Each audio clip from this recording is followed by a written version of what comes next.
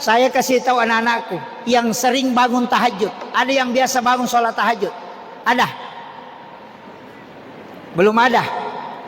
Kalau ada yang biasa bangun tahajud, baca kalau sudah sholat tahajud, biar 2 rakaat, baca 2 zikir.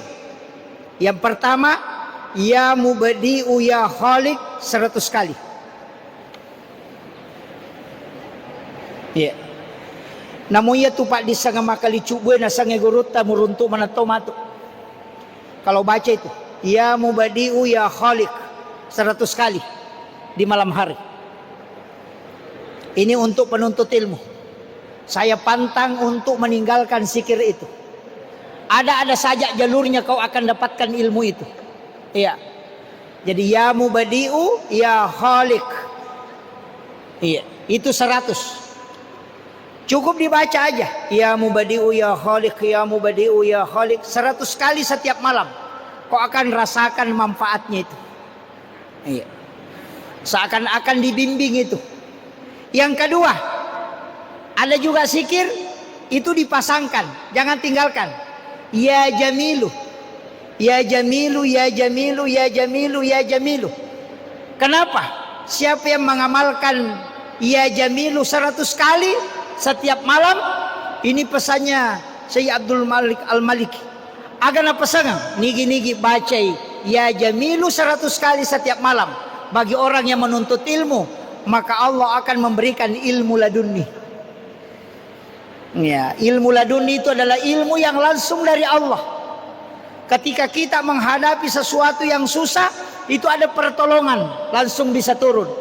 Itu ilmu laduni.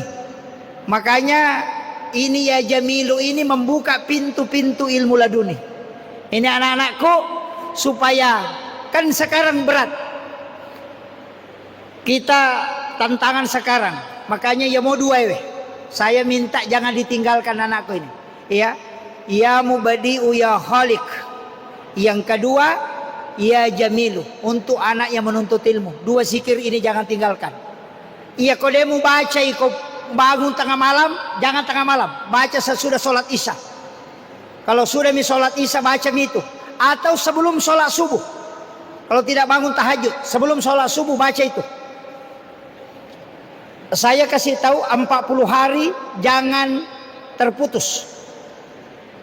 Kalau nanti sampai 40 hari kau akan rasakan sendiri. Mulai belajar itu tidak butuh waktu lama. Iya. Biasa mak guru ki maket tanapai paham. Iya. Susah baru mengerti apa maksudnya. Kalau engkau amalkan ini insya Allah itu dibukakan. Itu seakan-akan ada yang membimbing secara langsung. Kayaknya yang tidak bangun tahajud ya, kalau bangun sholat tahajud itu yang lebih bagus. Pas selesai sholat tahajud baca itu. Iya. Yang 100 itu. Langsung kalau yang bangun tahajud. Kalau tidak sudah sholat isya atau sebelum sholat subuh. Iya. Itu kuncinya. Iya. Selain itu zikir yang tidak boleh kurang adalah sholawat. Iya. Jangan kurang sholawatnya anak-anakku. Orang yang menuntut ilmu itu harus banyak sholawat. Harus menempel ke Rasulullah. Iya. Harus banyak menempel kepada sumber ilmu. Nabi itu adalah sumbernya cahaya. Dan cahaya adalah di situ lahir semua ilmu. Maka kalau orang bicara ilmu apapun, pasti membicarakan Rasulullah. Mau bicara matematika pasti kembali ke Rasul. Mau bicara fisika pasti kembali ke Nabi. Mau bicara Al-Quran kembali ke Rasulullah. Mau bicara apa tetap pasti kembali ke Nabi. Artinya apa? Induk segala ilmu adalah Rasulullah. Maka sholawat adalah membuka pintu-pintu ilmu itu. Makanya kalau orang sekolah itu banyak baca sholawat. Ya. Banyak kalau jalan sementara naik mobil atau naik motor, sekarang tidak ada. Saya dulu masih naik mobil PT-PT ke sini. Ikut, ya, masih naik mobil PT-PT dari Penanong ke sini. Itu kita baca sholawat sementara di kendaraan, ya, baca sholawat. Kalau mau belajar nak baca sholawat, ya, baca sholawat aja. Biar tidak disuruh baca sholawat. Mau sholat itu juga disuruh baca sholawat. Kemudian saya masuk ke membumikan akhlak Rasulullah. Nabi sebenarnya itu begini, dikadar betul. Dia yatim sebelum dia lahir. Ketika dia lahir, tak lama kemudian ibunya juga meninggal. Pindah ke neneknya, neneknya juga meninggal. Jadi Rasulullah itu sebenarnya tidak dididik langsung oleh manusia, tapi memang Allah yang mendidik. Tapi apa hikmahnya anak-anakku? Yang saya ingin kasih tahu begini. Ada dua pesan Rasulullah dalam hadis yang saya tidak pahami tekstual. Dia pahami teksi. Aga nomor sidi. Ajari anakmu memanah. Ini. Ajari memanah. Saya tidak pahami tekstual ini nanti hadis. Yang kedua, ajari anak-anakmu berenang. Iro nabita padang pasir nonroy. Dia agak salo ko Makkah. Ko Madinah dia itu salo. Tapi nasuroy arai pak guri anak nanangi. Kira-kira kenroy nangi. itu kalau logika sederhananya dulu. Dia agak salo padang pasir misi babulu na isuro nangi. Peko dikira-kira. Artinya itu ada dua maknanya. Bisa dimaknai tekstual, tumpu kulu. Maka dapat guru nange okowai amakiro. Yang kedua bisa maknanya. Apa makna berenang? Berenang itu alena makuraga tanpa minta pertolongan orang lain. Jadi pak guru anakmu berusaha sendiri aja naiko non sandre. Biarkan dia berhasil dengan usahanya sendiri. Biarkan berhasil dengan usahanya sendiri. Pak Mega atau Makokoa Indo nami marah kangi, ambo na marah kangi. Kalau saya jangan. Pesangnya lena maculangnya lena. Tapi tetap dibimbing. Ken rekomelo masikola nak piteni. Aja nadi jalokan kado kokotama. Biarkan dia berusaha berenang sendiri. Pesangin na alena nange. Aja na di pak guru pesangi ya kopurai labu tokomo tu pemang begitu. Itu kuncinya. Saya pahami secara konteks. Yang kedua, pak guru anakmu memanah ia tu mapanai pak apa agak sana nomor sidi ditarik itu fisik berarti latih fisiknya anakmu. Apa dena mungkin anak panai terlontar jauh kalau tidak ditarik. Berarti fisiknya anak jolo ilati. Nanya anak makokoi fisiknya mulai lemah. Iya. Dena pale di biasa loki galungnya loki darah loki mage makokoi de. Maka memang sebenarnya sekolah perlu juga menggalakkan olahraga. Tidak bisa kalau tidak. Sama magai. Ia nama lemah fisik palasangnya anak. Ia nama palasangan anak semuanya lemah. Lemah keturunannya kita lemah. Pokoknya malam manang. Ia nadena makanya olahraga na tahu. Saya bisa keliling ceramah Pak tidak ada istirahat. Kadang 21 hari tidak istirahat. Kadang tidur nanti jam 2:30. Bangun lagi ceramah subuh. Siang tidak ada tidur. Kadang pindah pesawat ke pindah pesawat. Seandainya orang tua tidak mendidik dengan fisik. Labak nak. Ya biasa ya masih sekolah deh paulah sekolahnya na jaji jama-jamaku. Lisari weda ronge matu, ane matu, dia betul sekolahnya. Ya pun anak emak koko dia gagah. Dan itulah yang melatih fisik. Iya. Di pesantren fisik lagi terlatih. Jalan kaki bolak-balik. Ketika pulang tidak naik kendaraan. Jadi itu fisik perlu. Maka anak-anak sebenarnya ini. Kenapa orang Jepang tidak boleh anak sekolah naik mobil? Harus naik sepeda. Itu karena melatih fisik. Yang kedua di Jepang. Tidak boleh tasnya dibawakan oleh orang tua. Anak TK. Ya anak TK dia nawat di tomaton wicangan kita sakna anak-anak. Kapan orang tua didapati membawakan tasnya anaknya, maka orang tua itu akan didenda. Iya. Ia tunanae talima tasana. Onro bepana. Onro bona. Sekaligus itu untuk pelindung ketika gempa bumi. Makanya tasnya Jepang itu pelindung kepalanya. Jadi ya kok gempa tak pernah tongko kangulu. Makanya mahal. Harganya itu 4 juta tasnya itu satu. Saya ketika ke Jepang ceramah, saya mau beli satu itu. Maka kak mereka melici di tasaknya ya tasak anak SD. Ternyata itu harganya 4 juta padahal itu tas bekas. Bekas dijual di Cakar itu harganya 4 juta. Mencaji dia beli 4.000 yen. Bayangkan 4.000 yen itu 4 juta. Magai ternyata itu pelindung. Jadi dia kena tepai batu dia na marigaga. Itu saking kuatnya itu. Tapi itu tidak boleh dan itu berat, hampir 5 kilo. Jadi dia nawak dingi bawang. Itu melatih fisik. Nana makoko alega, anak TK Indo na bicangi tasana, itat dungi. Lai pendre otoy mangase. Onroto na de panabosi na bolokang, napai malu bolokan nih. Ini penting. Fisik ini anak-anak olahraga harus kuat. Anak-anakku olahraga yang paling utama sebenarnya pada usia-usia begini. Makanya Jepang itu naik sepeda. Demi kagak dia kok kampot peraturannya rumah kana mas sepeda. Maprotes mana kok makanya mas sepeda lah sekolahnya. Padahal memang fisiknya harus dibentuk. Apalagi kalau anak pesantren, kebanyakan duduk belajar. Ia anak make pak kas selesai sekolah rewak mopa. Ia anak pesantrennya kebanyakan duduk. Makanya memang harus fisik ini harus dilatih betul.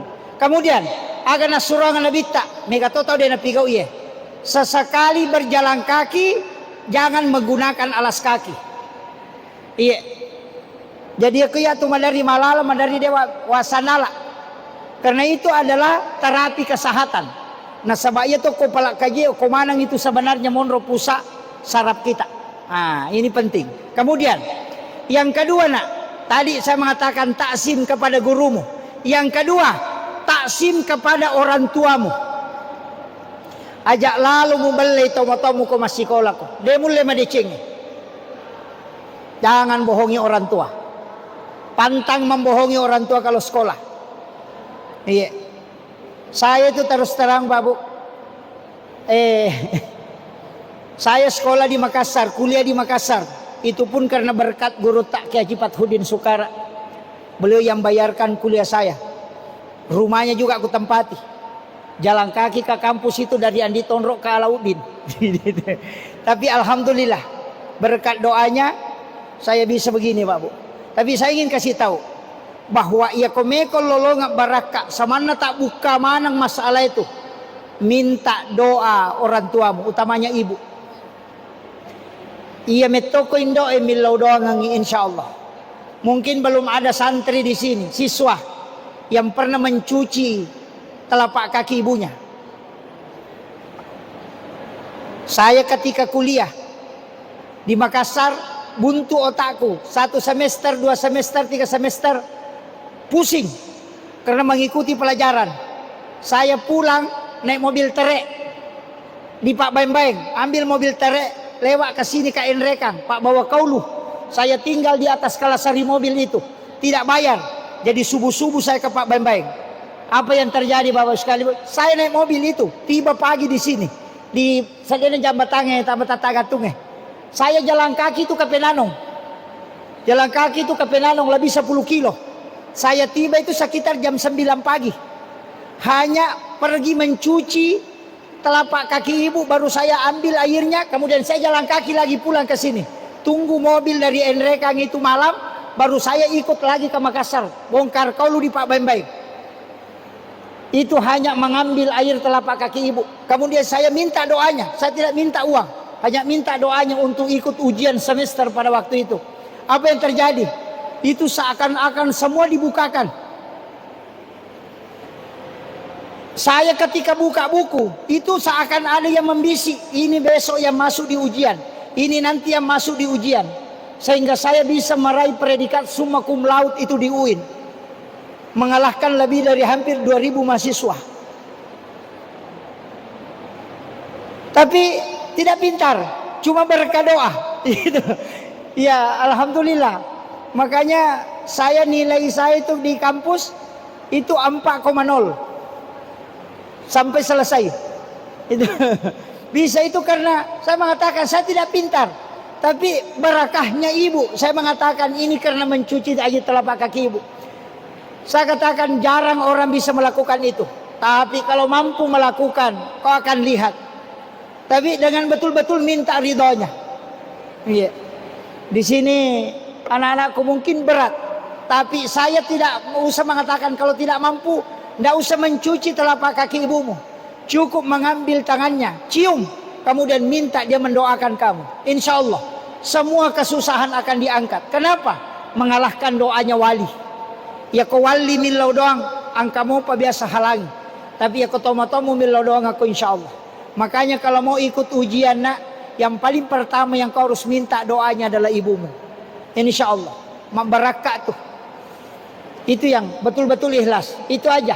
Ya kau makanja ni ahlak mulok ko guru-gurumu nak. Makanja to ni ahlak mulok ko tomo-tomo. Insya Allah. Dena taruh mariawa ko pong Allah Ta'ala. Kau tidak akan dihinakan. Pasti kau akan diangkat derajatmu. Itu aja. Ingat pesan saya.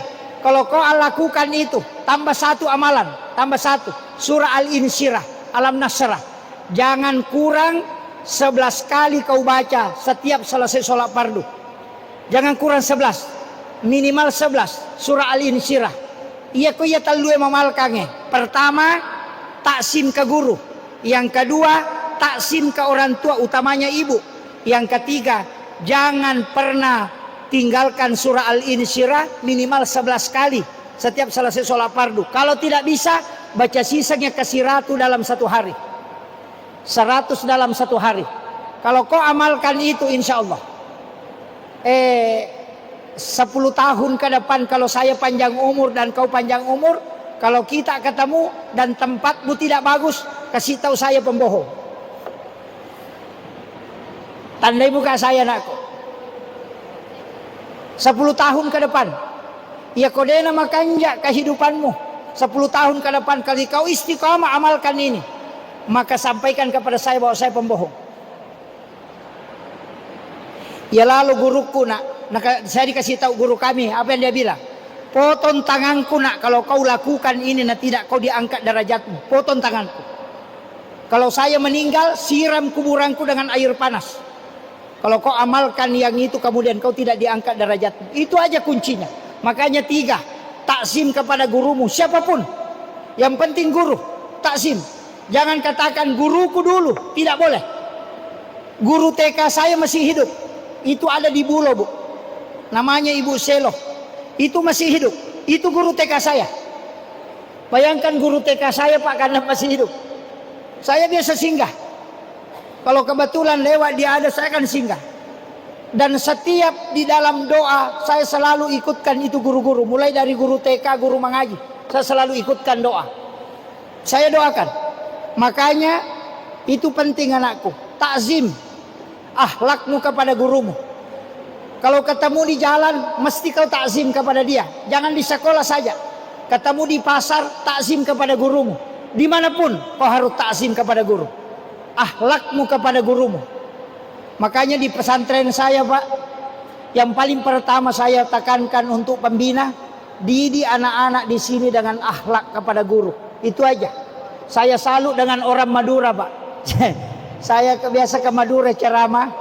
Saya itu kadang ketawa tapi merasa senang. Biar main bola, namo mak golo anak-anak kong kay guru na lalo, pajamana mak golo. Mama kemana mak lewat gurunya, nanti lewat gurunya itu baru main bola lagi. Biar mobil gurunya lewat, diam betul itu. Itu takzimnya anak-anak kepada gurunya.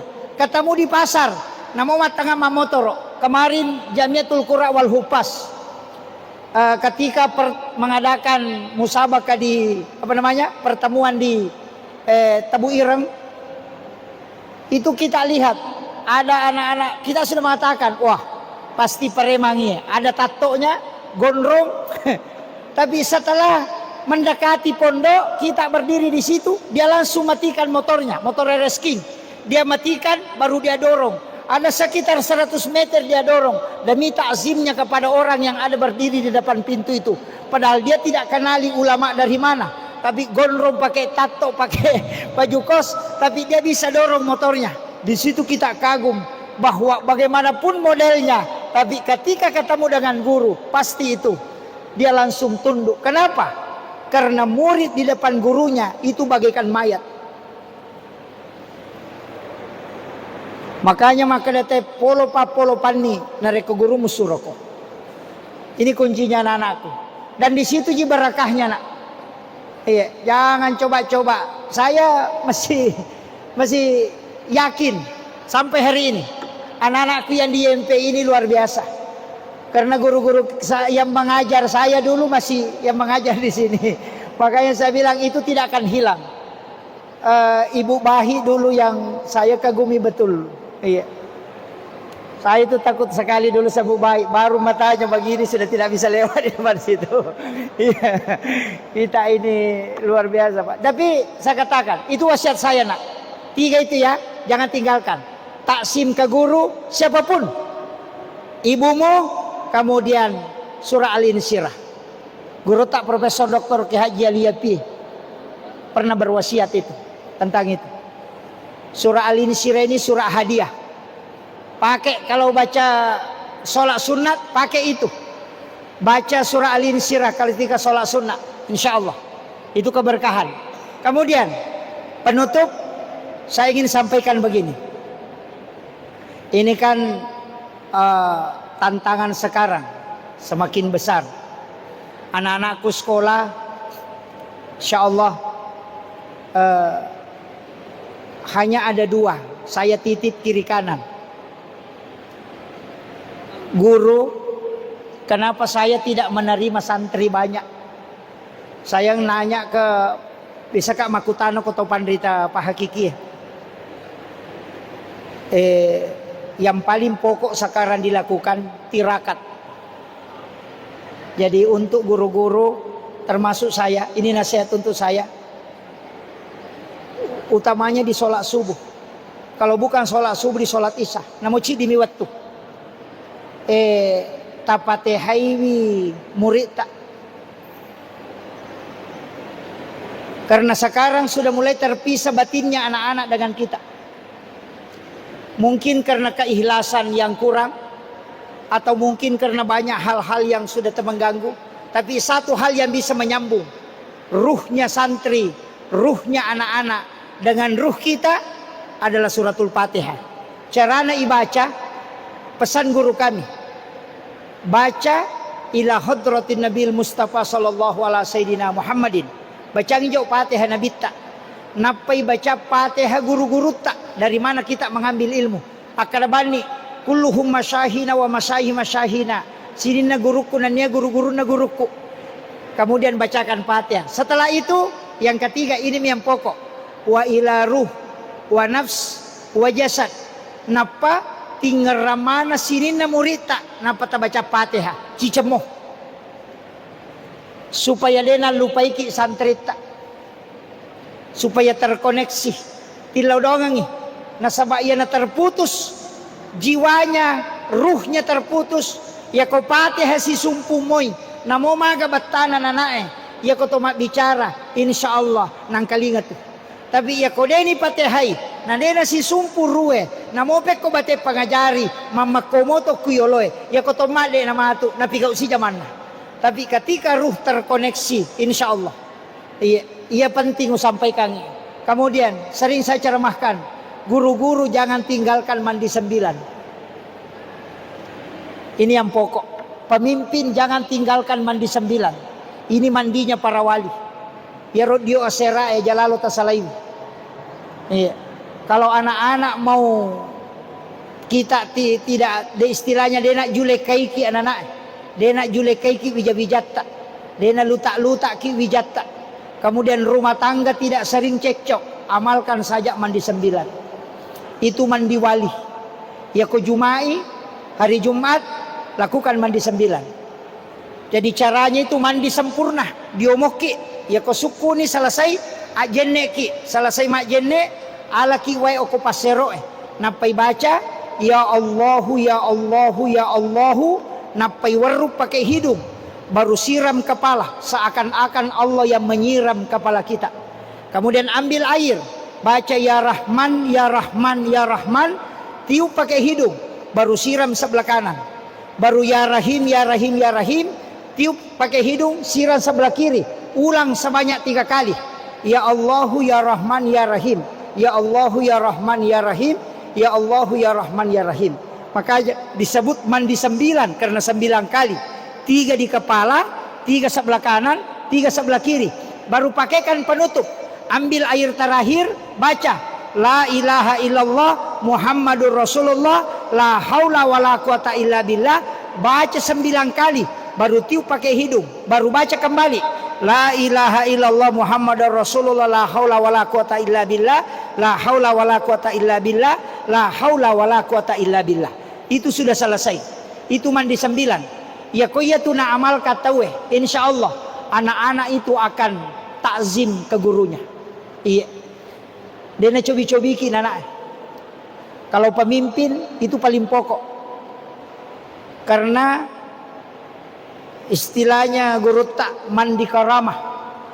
Yang kedua tidak akan kena santet. Kalau orang amalkan itu dia akan kena santet. Yang kedua jin tidak akan masuk ke dalam tubuh orang yang mandi 9. Itu barakah. Makanya saya sampaikan ini bukan untuk anak-anak, tapi untuk guru-guru. Para pemimpin amalkan mandi 9. Yang saya dapatkan sumber ulama yang mengajarkan mandi 9, yang pertama Kiai Hamid Pasuruan, termasuk Kiai Halil Bangkalan Madura. Yang ketiga Guru Sakumpul Martapura, Kiai Haji Muhammad Sain Abdul Ghani. Itu semua mengajarkan tentang mandi 9. Karena mandi ini ya kena amalkan kita we kota sel binengan, insyaallah dia nasara binena. Ia kau tahu matom memalkangi degaga anak-anak barani bali-bali.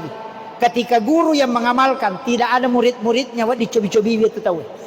Kemudian ketika pemimpin yang mengamalkan ia kau mak bicara degaga mulai polo bicarana yolona.